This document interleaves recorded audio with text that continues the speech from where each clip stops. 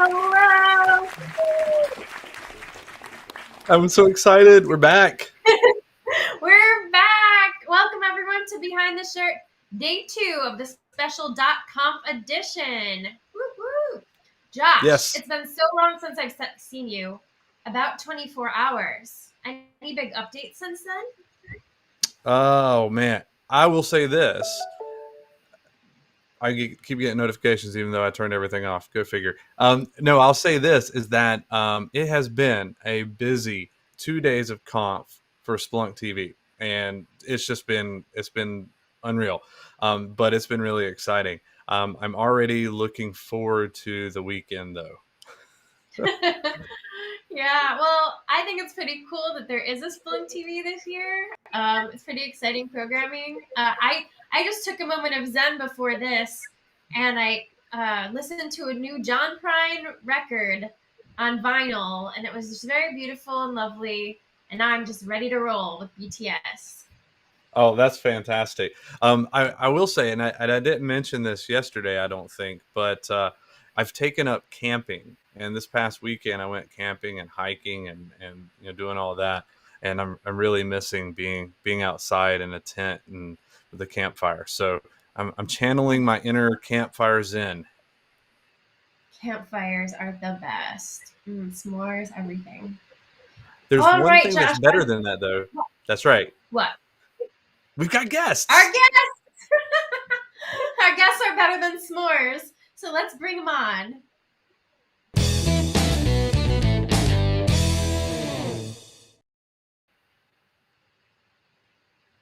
Here they Hello, are! hello. I love that. Welcome Better to- than s'mores. Yeah. There's not many things we can say are better than s'mores. Look at our fine guests here. We'll have each of you introduce yourselves. There's one of you that I haven't actually met yet. So let's start with you, Gray. Could you introduce yourself to our audience? Sure, yes. My name is Gray Juba. I am a technical marketing manager here at Splunk, and I focus on new markets and innovation. So as you can see, I'm rocking the IoT T-shirt. It's one of my favorite here at Splunk because as I like to focus on, a lot of IoT stuff. That's amazing. Welcome. And I have not seen that shirt before, and I need it. I know. I was thinking like I'm in the market for a new one. I think today I'm rocking take the SH out of IT. So, definitely in the market for a new shirt. Yeah. Well, IoT. All right. And over here we have Mr. Mysterious, Dustin Eastman. Can you introduce yourself, please? Oh, are no, you he's muted? He's muted.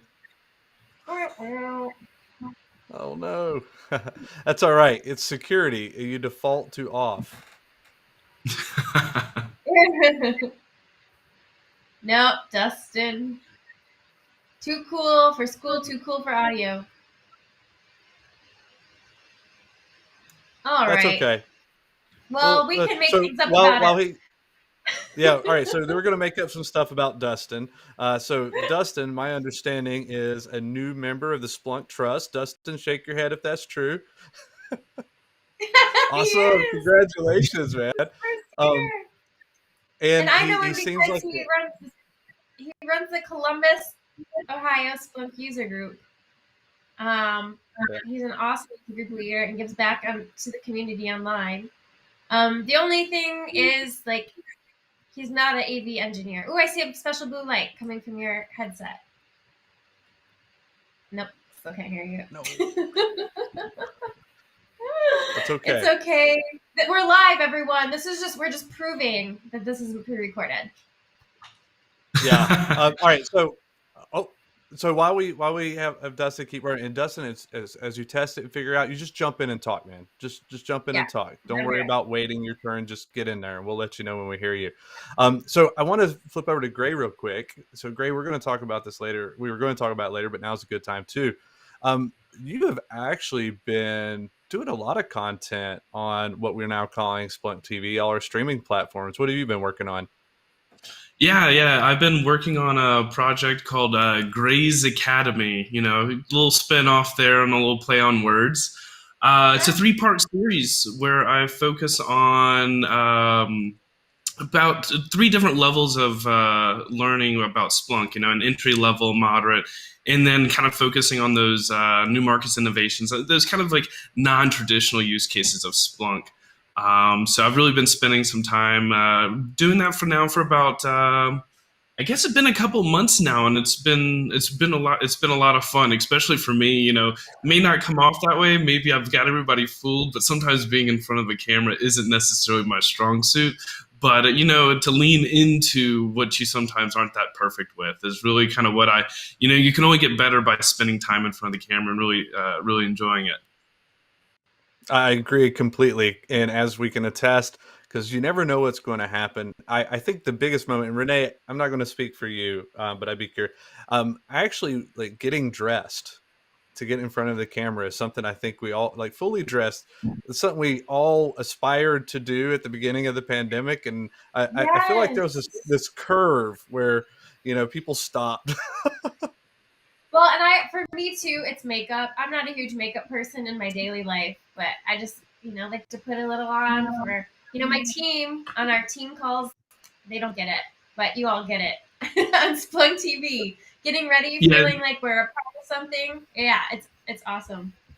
Yeah, it's really funny. My wife and I were sitting back, and we're just changing of seasons here in Georgia, and we were looking at like clothes for the fall, and I was like, okay, I need some new jeans, I need some new things, and then like she pulled up like sweatpants, and I've never been like a sweatpants person, but I was like, I might become a sweatpants person because of being on the camera all the time. So it just works.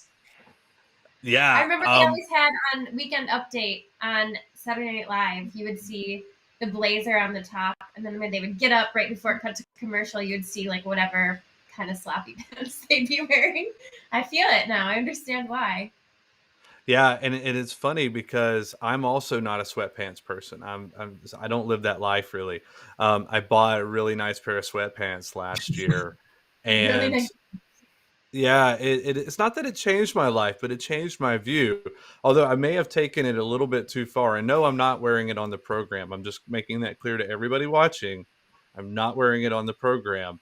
But my wife just bought me a full body pajama of like a 3-toed sloth, like with like hood and gloves. It's amazing. It's so warm. So correct yourself. You're not wearing it on today. But tomorrow?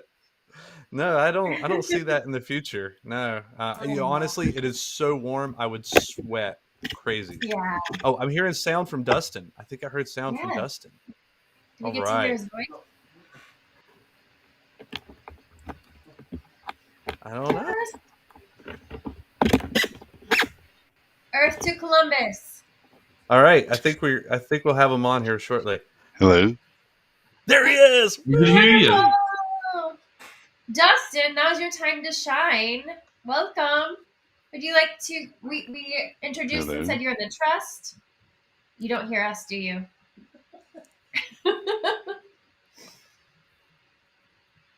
Oh, number 4. Looks like a Squid That's Game. all right. What? Okay, I got to ask a question. While we're continuing to get him connected, we'll get him. I got to ask a question. What is Squid Game? I haven't watched this. Squid Game. Okay, how do I say it? It is basically, what do they call it when it's like, I don't know if it's actually necessarily supposed to be end of the world. It's like science fiction. I can't think of the type of fiction. Speculative fiction, I would call it. Hey, and basically a bunch of people from all over. Hello? It's a Korean show. Yay, we hear Dustin. Yeah, there he is. Okay, it's still working?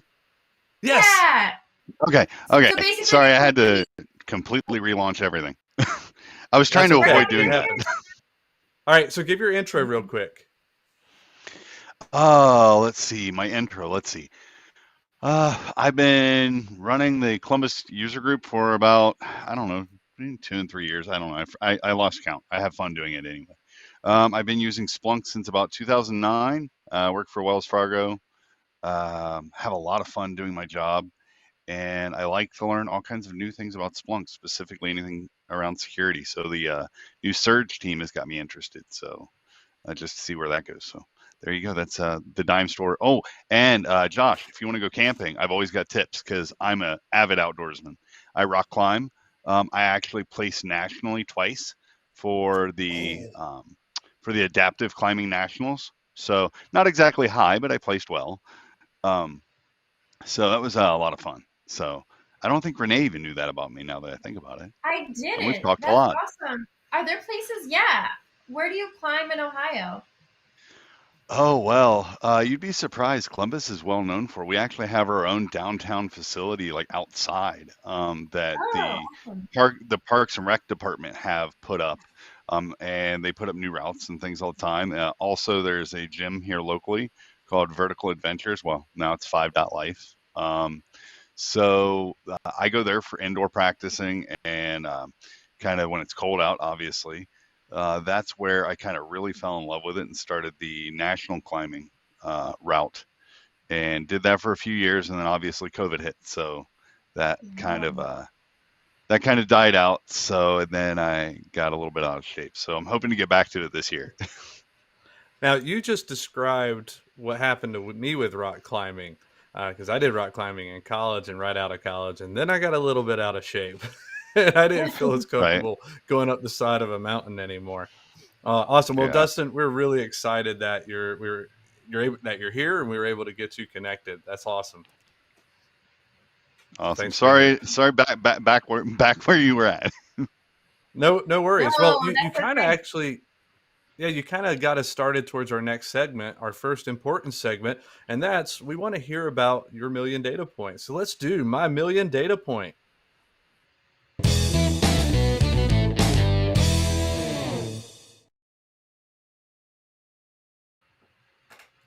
All right, so my million data point, the way this works is here at Splunk, we celebrate the uniqueness of every Splunker and every member of the Splunk community. We recognize that there's so many things about each of us that kind of make us who we are, got us to where we are today, and makes us just really, really interesting. And without fail, people continue to blow us away. So I'm not trying to set a high bar. I'm just saying people are really incredibly awesome.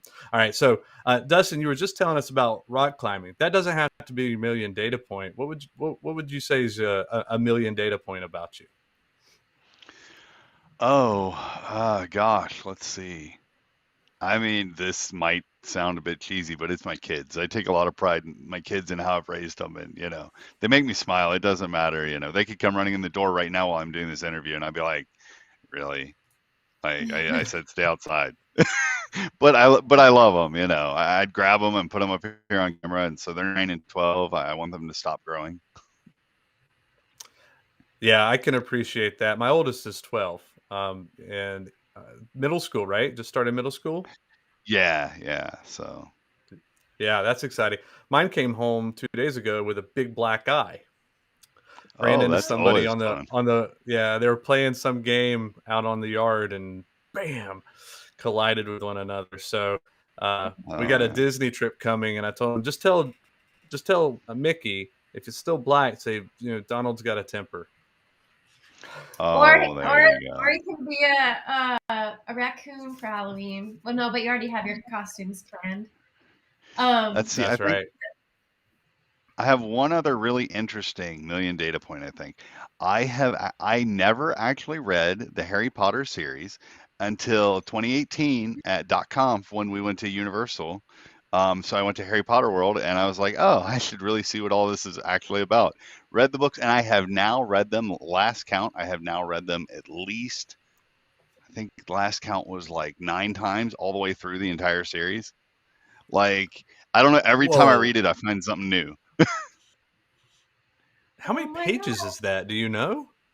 I don't know. But I also have my bachelor's degree was in creative writing and literature, so I'm not opposed to reading quite a lot and frequently. So, Sure. No, that makes total sense. Oh, wow, that's cool. Have you gone back to Universal? Because I feel like now that you know the world, you would appreciate it even right. more. No, I was going to, and then obviously COVID. So that's actually my plan. Once things start to pan out a little bit better with COVID, is I want to take my kids because now they are stuck on it. My daughter, when she turned 11, of course, that's when you get your letter from Hogwarts, right? So I actually had a special custom order one done with like the green ink and the whole thing. Like I found a place online to get it done. So if you guys are Was she ever disappointed interested, you can Google it. But was she disappointed when she didn't actually get to go? No, she actually She keeps didn't find out asking. she was a muggle? Or is she No, not a muggle? no, she actually keeps asking when she's going, and I told her that she can't go right now because of COVID. Oh, oh How my long gosh! can All you use right. Don't save some money. Oh man, you got yourself set up there. So Gray, let's dive in with you a little bit. You mentioned already like getting used to being on camera, but I mean, you've definitely got to have a cool million data point. Yeah, actually, I'm going to switch mine up for a little bit. I got two. But so my former job, I was an automation controls engineer for manufacturing. So when Dustin kind of mentioned the automation or the Disney World, when I went to, I think it was 2016 Conf, and we went, a couple of buddies of mine went over to Universal Studios, and we went to one of the rides, and it's the one where it's like the like you sit in like the bookshelves or the bookcases or something along the lines. And I sat on the end, and being an automation controls engineer, I'm sticking my head over to the side, looking behind me to see exactly what's running this system. And I won't go into too much detail about what it is, but I used to program, maybe not necessarily theme park rides, but a lot of the same equipment that went into running those theme park rides. So a lot of those robotic arms, and that's essentially what that is a case or let's say you strap yourself into this like harness, and you're on the end of a robot arm moving through the whole entire system. And my buddy and I, who was also an automation engineer at the time, I look at him like, these are so-and-so robots running the system behind us. We're nerding out, of course, just like digging into it. But yeah, I used to program the machines that would make flooring equipment, uh, gummies like fruits, chewing gum, and things like that. That's what I used to do for before I got into Splunk, and really that's really why I kind of tie into the IoT aspect. Is really pulling that data from all those different systems to make a very visualized aspect of things. To tie things back into that. My second data point. So I am a co-founder of a brewery on the side. So I am a home brewer on the side. I also am a beekeeper.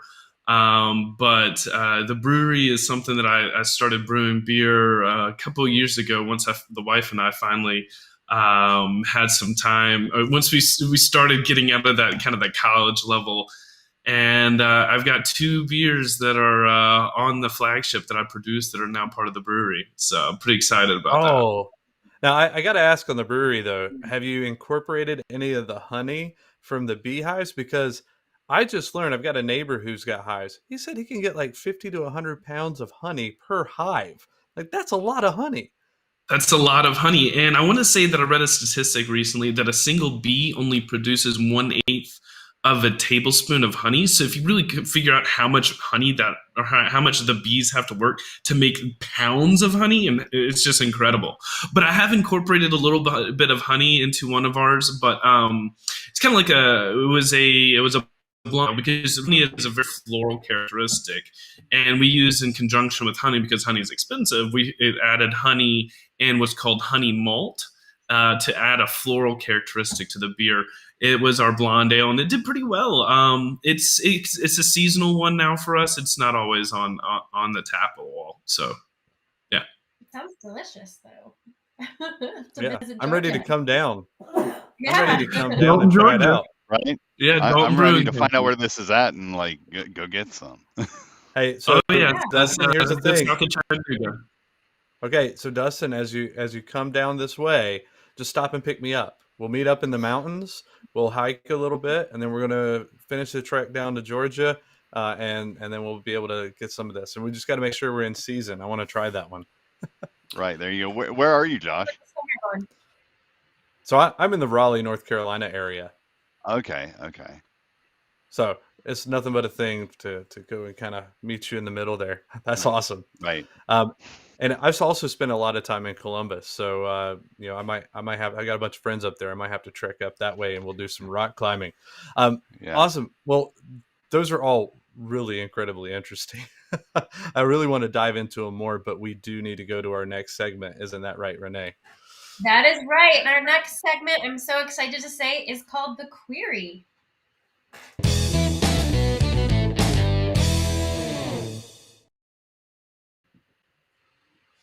The Query. So this is the part of the show where we ask a specific question to each of you that really has nothing to do with Splunk, nothing to do with anything, just to do with life.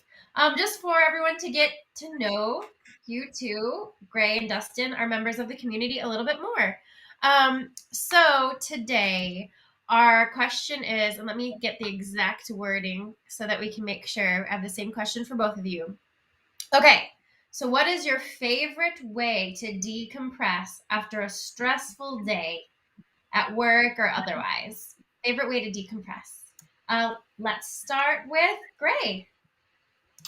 So that brewery thing, no. I think my favorite way to decompress is surprisingly.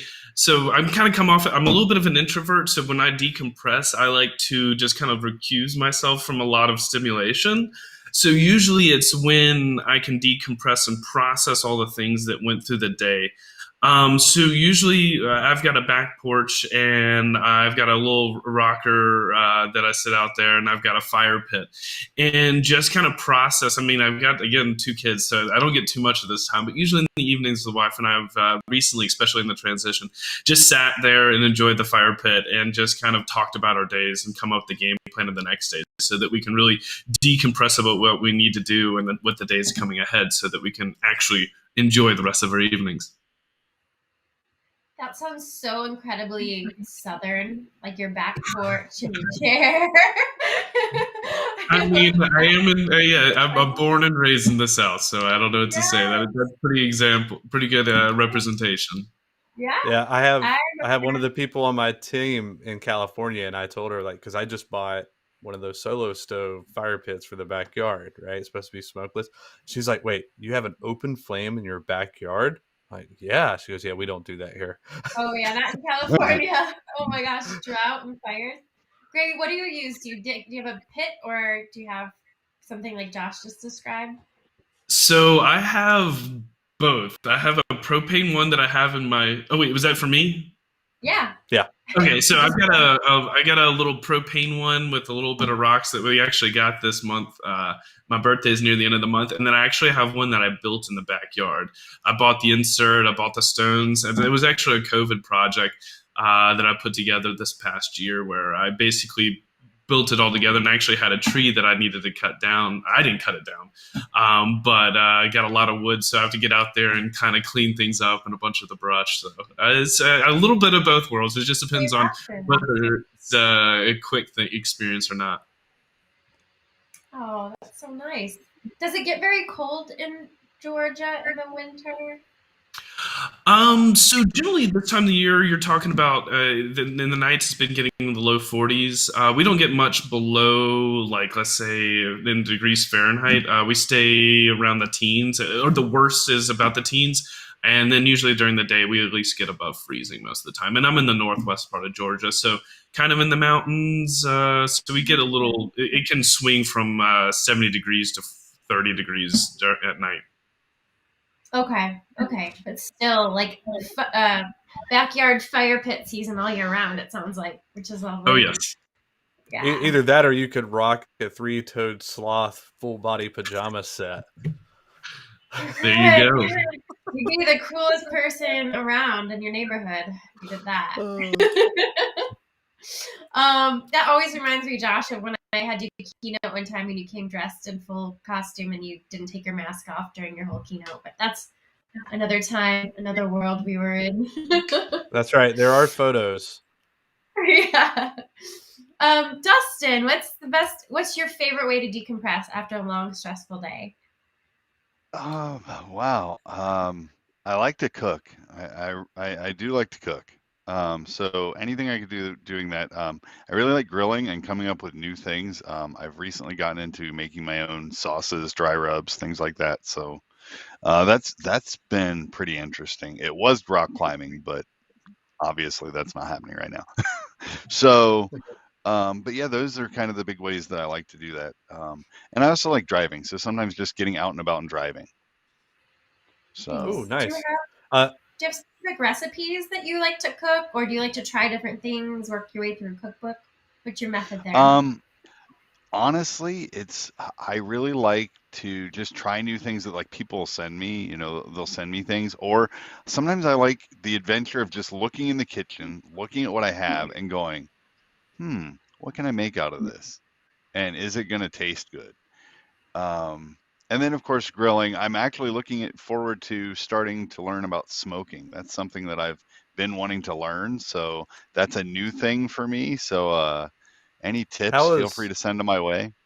how is your patience? Just wanted to throw that out there.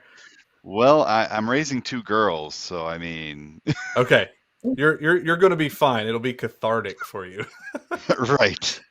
So, and actually, funny you should show the IoT shirt there, Gray. I actually, before I submitted my talk for Conf this year, I considered doing a talk on like tracking your smoker and like, getting sensors and everything and like, figuring out the data points and everything. And that's what I was going to do. And then it just didn't happen. So, I think that's yeah. I haven't tied it into Splunk, but there's a solution that's called a heater meter. It's based Mhm. off of a Raspberry Pi open source, and you get probes. It serves up a web page, and you can see the temperature of your whatever you're grilling or smoking over time. I got to the point where I'd throw a brisket onto the grill before I went to bed, and I'd wake up, and it would be ready to take off the grill and get going right about lunchtime. So if you need some guidance on that, just let me know. I can help you out there. Barbecue is another one of my hobbies. See, Definitely. I Gray think I just think we'll definitely have to do that. yeah, Gray wants company. He wants people to come visit as things settle out. awesome. I'm not gonna complain with a trip to Georgia. You'll never get me to complain about that. Beer and When you barbecue. mentioned that talk idea, Dustin, I can't help but think, wow, that would be an amazing user group topic. So I wouldn't give up. Yeah, all you have to do is find a user group leader that would be willing to let you, present it.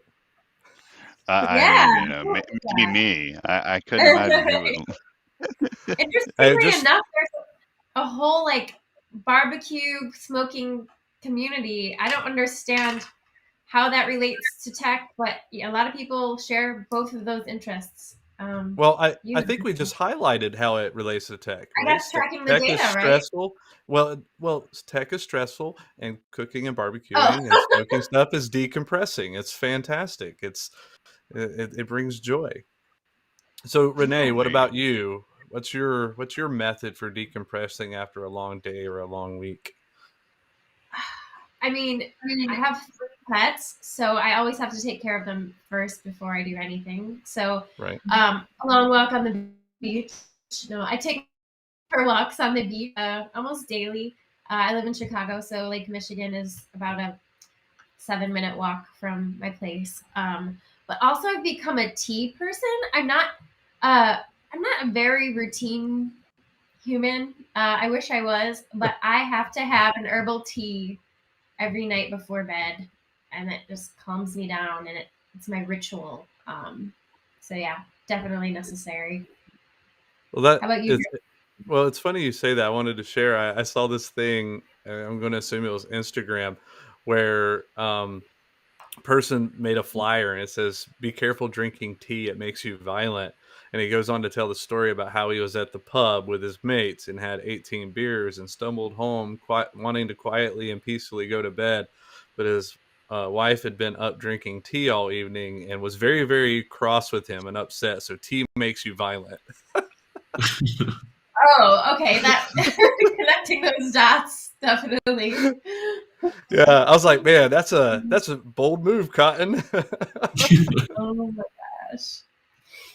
How about you, Josh? What's your decompression? I have a feeling I know Oh. one of them.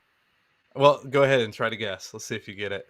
I would say one of them might be bourbon. A little sippy of bourbon. Yeah, I think you hit the nail on the head there.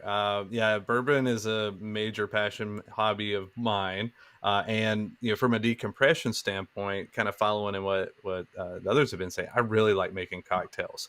I like learning about new cocktails. I like making simple syrups, and I like I don't even mind like really complicated cocktails and making special ingredients, particularly if my wife and my neighbors are interested in helping me drink. Last year, and I put it on my Instagram, I did a slow gin. Hold on, Harry and David pear slow gin fizz. It's amazing. Slow It's gin so fizz good. is one of my favorite drinks that exists. And I'm not a huge gin drinker, but slow gin fizz, there's something about it. Okay, Did well, you this is muddle with the pear. What did you do? Oh no, it's a whole thing of like pure. You dice it, you boil it with some rosemary, you puree it, and then you chill it, and then you filter it, and then you let it sit for a few hours. It's a whole thing. It took like half the day to be able to like make it, but the drinks are just so good. And so that's typically how I like to decompress. I had to do a quick Google search on the right hand side as like a tab to like figure out how to make this later. So if you saw me going off the side of the screen there for a second. Yeah, well, I'll self-promote a little bit. I did a video series on how to do it on my Instagram. So if you go to my Instagram TV or whatever, I did that last fall. Is your But Instagram handle the same as your Twitter that shows beneath your? I think so. I don't actually know. I don't really pay a close I have attention. But Josh and Atwell in it. I mean, there's only so many Josh Atwells out there. You'll find me. I'm the bearded one. Sometimes, yeah. Yeah, sometimes. All right, now it's time for our last segment, my favorite segment. It's time for data domination. Data domination.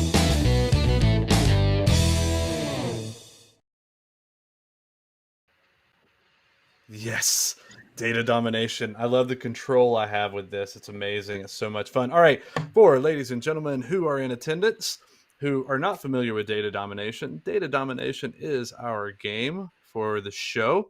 In this, I will be asking the contestants a question, and they are required to guess, to the best of their abilities and knowledge, the answer to the question.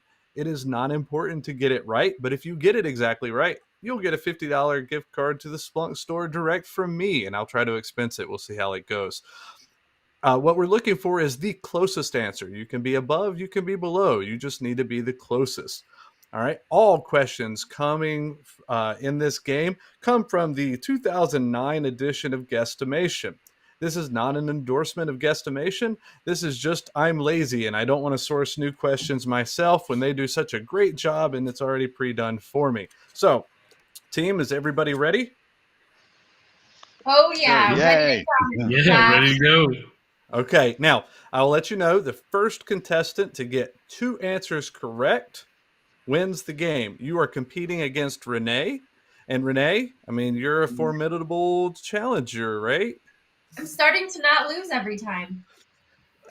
That's fair. I'll also say if you end up after the first 2 questions not getting one right, we've had a lot of people come in like from behind and get 2 in a row in the end and just blow everybody away. Just take that victory out of everybody's hands. Okay? All right, let's get going. All right, I need a review to make sure there is it because this is 2009, so sometimes they have some stuff in here I don't want to ask. All right. Oh, this is interesting. Okay.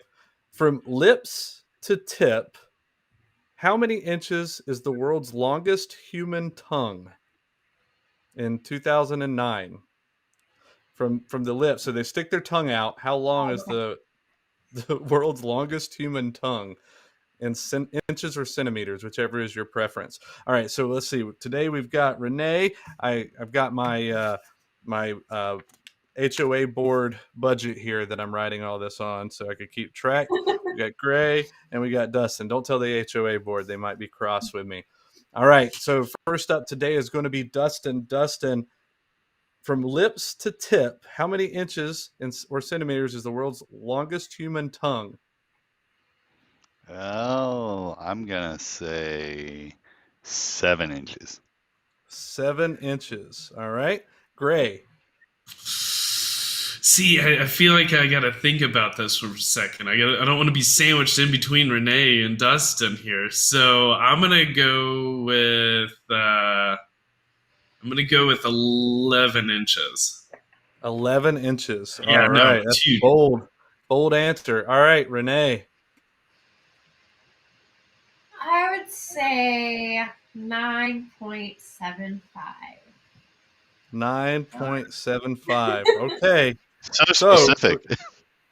Well, she's learned. She wants that $50 gift card. That's what it is. All Oh right. yeah, I'm all about it. From lips to tip, how many inches is the world's longest human tongue? 3.7 inches or 9.4 centimeters. So that means Dustin is closest with 7. Dustin gets the first point. All right. So I want to point out something here. You see this box with all of these cards? Somehow I randomly pulled the same card that I used yesterday for the show. Just randomly. It's just, I don't know what the odds are there. So I got to pull another one here. All right. Oh, this is a good one. I still wouldn't remember the answer from yesterday. Okay. So Renee, how out of 1.3 billion Chinese, how many were smokers? Do you remember that one? Oh my gosh, no! I don't. Wait, it was less than a billion. It was like 3 million. It was 320 million. Oh my gosh. This is where we should have callers from the previous show like they do on the morning shows. All right, here we go. Question number 2. By the end of 2008, okay, by the end of 2008, how many internet users were there in the world? All right, end of 2008, how many internet users were there in the world? Gray, you're up first. 10 billion. 10 billion. How many internet users were there in the world in 2008? Yeah, that should be a lot higher than that, but that's what I'm going with. I don't know. Okay. I'm playing the low as 0. Okay, 10 billion. Got it. Renee, how many internet users were there in the world in 2008? There were 364 million. 364 million. All right. And last but not least, Dustin. 3.4 billion. 3.4 billion. All right. So the answer to, by the end of 2008, how many internet users were there in the world? Hold on. 1.57 billion. Oh my God. You know what that means? That means Dustin has just swept y'all. He had 3.4 billion. He just swept y'all. That has never happened. Yay. Now, ladies and gentlemen, to the hot shot. Winning everywhere. So Gray, I tried to give you an out. I don't think there were 10 billion people in the world in 2008. Yeah, so that's what I realized. I think right now it's only like 6 billion right now, 6 or 7 billion. I think we just broke the 7 billion mark recently. That is still impressive. Okay. All right. Now here's what we're going to do. Because Dustin is already the winner and we still have 5 minutes, we're going to do a little bit of overtime and we're going to see if either Gray or Renee can get a point here. Okay. All right. You still get to answer, Dustin. This is just for added. This is data domination. This isn't, oh, we played checkers and shucks, you lost. No, this is domination. All right, here we go. It's just not checkers. That's right. All right. So Renee, this one's going to you first. What year was Play-Doh introduced? What year was Play-Doh introduced? I would say it was introduced in 1972. 1972. All right. Greg, you're up. Oh, wow. Look, my lights just turned red. That's really exciting. So I'm gonna go much earlier than that. I'm gonna go 1915. 1915. All right. And then last but not least, the champion, Dustin. I'm going to go with 1954. 1954. All right. I just want y'all to know this is Dustin's world and we're just living in it. Okay. The answer was 1956. Whoa! What? I mean, you're not even giving anybody a chance here, man. All right. That's fine. Okay. Here's the I last also question. like old commercials and old ads and old papers, so I kind of have a fondness for that sort of thing. So that helps because I can be like, oh, I remember seeing this old ad from back blah blah blah. Okay. All right. I think I figured out what happened with the light. I think my family got home and they tried to turn on my do not disturb light, and I think they got the wrong one. But it's still kind of chill, right? It works. It's just really messed me up there. All right. Last one here. We got time for one more, and then we're gonna wrap up. We'll see. We'll just see if Renee or Gray can pull in one here. What was the population of Mayberry on the Andy Griffith Show? What was the population of Mayberry on the Andy Griffith Show? Renee, And you look apparently, my very daughter thinks I concerned. need bubbles. Oh, that's awesome. That's cool. Oh, look at that. Bubbles. That's fantastic. Your daughter is amazing. All right. Yeah, So first up first up for this one, we're going to have Gray answer first. Gray, what was the population of Mayberry on the Andy Griffith Show? Oh, I have no idea where to start. I'm gonna go with 350. All right, 350. All right, and so Dustin. Let's see, 73. 73. Okay. All right, and Renee, last but not least, the All right. town of Mayberry on the Andy Griffith Show. What was this population? Well, I'm from a small town of 2,000, but I feel like Mayberry was way smaller than that. So I would say 300. Yeah, I'm playing dirty. Oh, 300. All right. I don't know how dirty you were playing, but the answer to I wanted to highlight T Reinke or Trinke in chat guessed 1,000, and Riri 2 guessed 500. Okay, so the answer to the question of what was the population of Mayberry on the Andy Griffith Show, y'all, there was 1,200 people there. There were 1,200 people in Mayberry. Wow, almost as big as Fowlerville. Wow. So I bust my britches. So here's the best part about this, because I'm the judge of data domination and I get to do what I want. Neither Renee or Gray get any points. They're going to go to Trinky because they guessed 1,000 and they whooped up on all of you. So goose egg for Renee and goose egg for Gray. I'm really sorry about that. You two are amazing. You didn't coordinate that at all. Yeah. We call ahead of time. Let's both lose. Oh my gosh. That was fantastic. T Reiki, I know, is pretty cool, so they deserve it. Oh, it's Rainkey. All right. Thank you very much, T Rainkey. I appreciate that in the comments. And I want to thank everybody that was kind of commenting and playing along. So that makes it even more fun. All right. Renee, I'm really concerned. We're at the end of time. Oh dear, it's that time again. Well, we will miss our guests. We will. All right, so let's do this. Gray, closing out. What are you looking forward to the most leading up to the holidays? Right, we're starting fall. We got Halloween and Thanksgiving, and we've got Christmas and New Year's. Like, what are you looking forward to through the end of the year?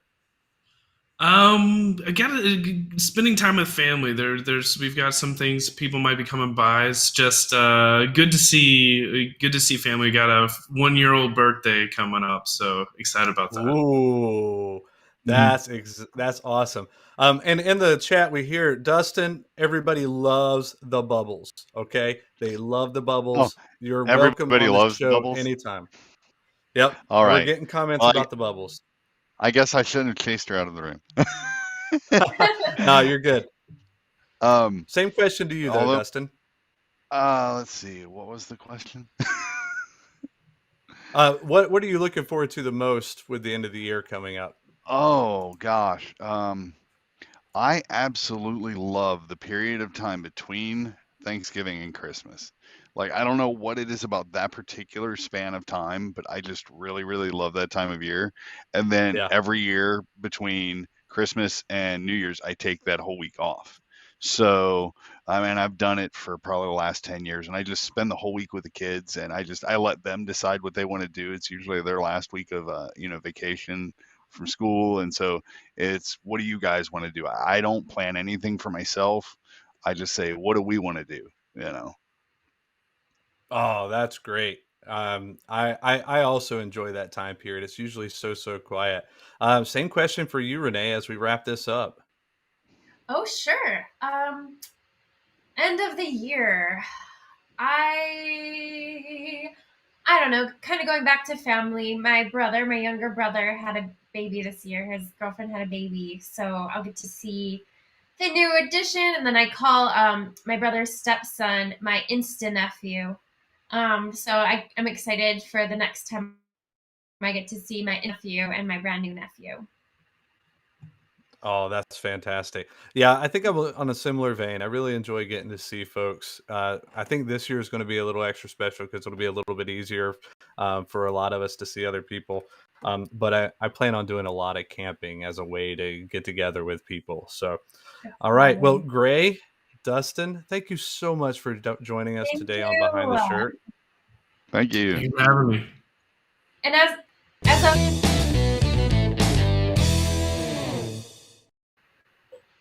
That's cool. I forgot there's a little dance party before we finally Yeah. close out. But as I was going to say earlier, we'll miss these guests today. They were so lovely. But Josh and I will be Yes. here again tomorrow, and I'll be hanging out in the community chat. This T Ranky, this mysterious person in our chat, is actually holding an after-hours community chat. If you go to usergroups.splunk.com, you can chat with people face to face rather than just via keyboard. After.conf each day. So a lot of opportunities to connect with the community throughout .conf, and we'll be back here tomorrow as well. Yes, same bat channel, same bat time, Splunk TV. So a couple of programming notes before we get done, Renee. We're going to have a break here on Splunk TV for about the next hour. I think it's a half an hour. And then we've got an executive LinkedIn Live. We're going to have Teresa Carlson, Sean Bice, Claire Hawken, our two presidents and our CMO. They're going to be joining on LinkedIn, and we'll be having a conversation with them. We've got a closing keynote. So if you're not registered for Conf, I don't know what you've been doing, but we're glad you're here. But you make sure you go get registered for Conf because it's a single view opportunity to see Mark Hamill, live. He's going to be doing a talk, and that's going to be coming up soon. So make sure you get registered for Conf, splunk.conf.com. And then right after that keynote, jump right back here to splunk.tv. You could go to splunk.tv and see all the channels that we broadcast on: LinkedIn, YouTube, and Twitch. And we will be doing a special recap for the end of the day, for the end of Conf, and to talk about having Mark Hamill on and all the words that he shared with us. We've got special guests for that, Dr. Kellyanne Fitzpatrick from Red Monk and David Spritz. He's a director of services at Aplura. So we're going to be having a conversation at the end. And then, we've got data drivers coming after that in the evening, and we've got a little bit more content coming tomorrow. So we're not completely done. So everybody, thank you for tuning in. Thank you to our wonderful guests today. And Renee, it's always so wonderful to spend time with you. So lovely to see you, Josh. See you again tomorrow. Bye, everyone. Bye. Have a great day.